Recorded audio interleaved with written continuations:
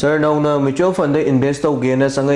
investors in Sida invest to among the Kari Kang Bataka Habito.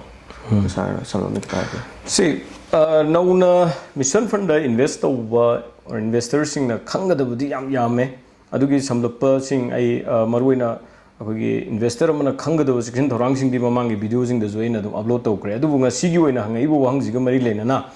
anong sangpa mission fund investors in the magi fund se kana growth le hingade have the maruina koina 5p analysis ko ahanba analysis p ju koina people ko people le di kaino sagi magi fund do kogi expert am the sinaduni aduna sinari ba expert to madugi magi quality magi experience ko adugi makhasu ponduini aduna number 1 mana yengadu je magi fund manager do magi experience magi quality magi kadoba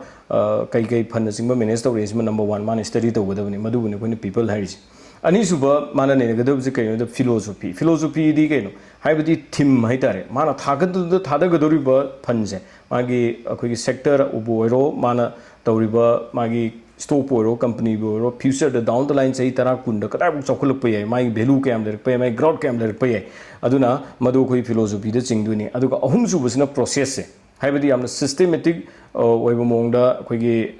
SIP tawdura or lump sum tawdura amadi maduga mai lenana koigi risk management kamaina follow tawni haibani singbase ahum suba p haibadi process the makha pole aduga mari subusina portfolio ko portfolio idi kaino aina thadaga duriba jaga se masi akoi sector am khadang da thadaga duriba like sector funded oidura natraga koigi diversified oidura thematic oidura maduna singbase khangba madak tai aduna kwaidagi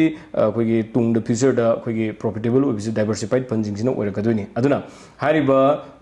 sina koigi portfolio da makha pole aduga last ki sina koigi performance ko hariba performance si sagi 4p do adugi matungina mai performance so lakaduni habidi people do faraba then magi philosophy mafam do magi future gi value do growth to faraba adedi mathang da process fazana inbiraba adu matung da koigi portfolio je fazana khanbiraba adu tadi magi performance lakaduni aduna isam samna nauna koigi mission fund investor representing na hariba 5p jinang hana khangbiba nainabiba mathau tayen thamge